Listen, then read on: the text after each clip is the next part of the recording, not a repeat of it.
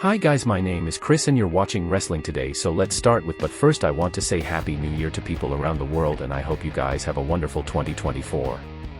So let's start with MJF removed from official AEW roster page. MJF lost the AEW World title to Samoa Joe at World Ends. This was a shocking move because then the Devil revealed himself to be Adam Cole with the Great Bidding War of 2024 apparently in play. MJF's situation with AEW is very interesting. When the clock struck midnight on New Year's Eve, AEW took MJF off their official roster page. As of this writing, the Salt of the Earth is no longer on the roster page. MJF was beaten up as he walked into his match against Samoa Joe at World's End. Then, he lost the title, and his best friend in the company turned on him after that. It was later reported that MJF would be taking some time off. MJF also did not take part in the media scrum following AEW World's End. We will have to see what this means. Tony Khan did dodge question about MJF's AEW contract during that scrum.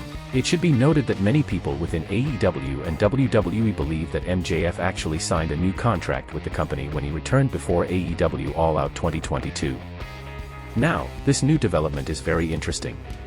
MJF meant a lot to AEW, and he worked his way up the roster to capture the AEW World title. Now, he is no longer on the company's official roster. What's your take on MJF being taken off the official AEW roster page? The next story is about Charlotte Flair and Asuka's match a few weeks ago did not end the way anyone wanted it to. Flair was injured, and now she is out of action for a while.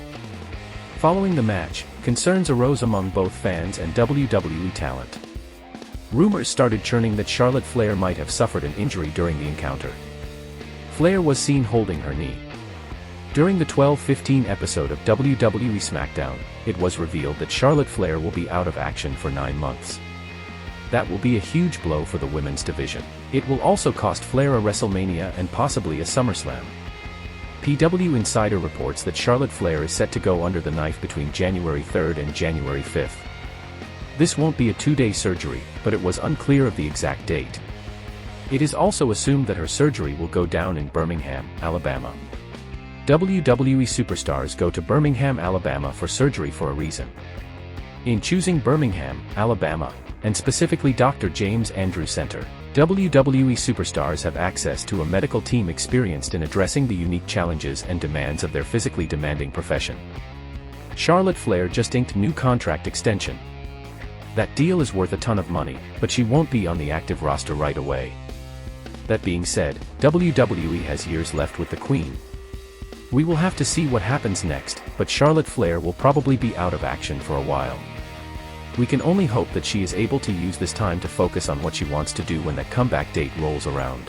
What's your take on Charlotte Flair's current injury status?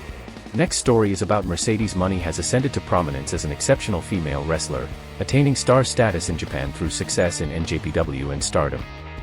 It's been a while since fans have seen her in WWE, but her most recent cryptic photo drop ensured that speculation about her return would run rampant once again. Mercedes Moné's surprising exit from WWE, marked by her walkout on a May episode of Monday Night Raw back in 2022, sent shockwaves through the wrestling community. Since then, Moné has established her own brand by setting herself apart from the competition. As previously reported, Mercedes Moné's standing in professional wrestling remained uncertain. Recent reports indicated that negotiations for her return to WWE expected at the Royal Rumble fell through, changing the expected outcome. The former WWE superstar took to Twitter and uploaded a photo of herself alongside a cryptic post, where she answered what her favorite position was. Unsurprisingly, this sparked a lot of speculation about her return to WWE. Mercedes said he asked what my favorite position was. I said CEO Happy New Year. The factors behind Mercedes Moné negotiations with WWE failing were also revealed.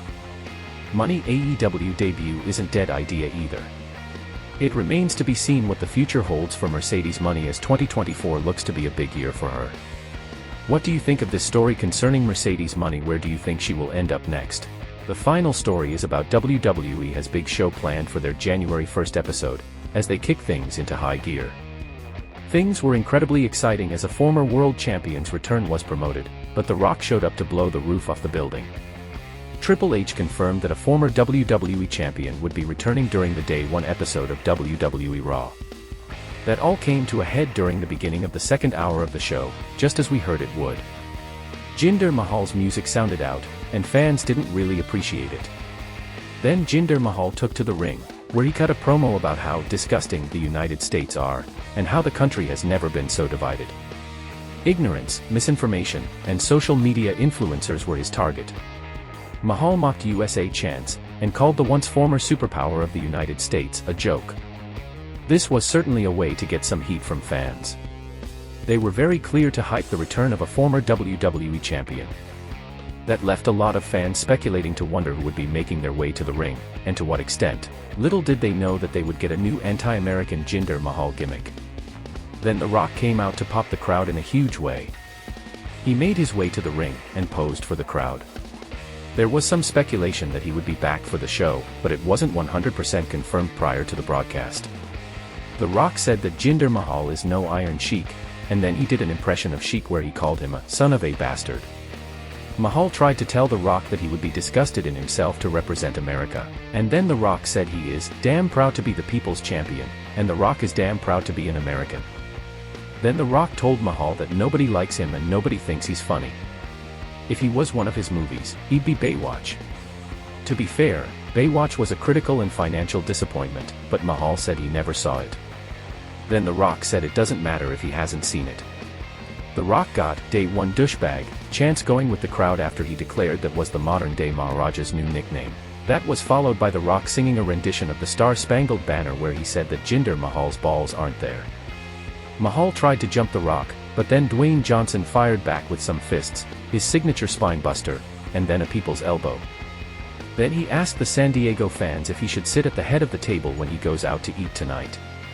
That was quite an interesting way to close things out. What's your take on WWE Raw's plan for this week? Thanks guys for watching and please subscribe.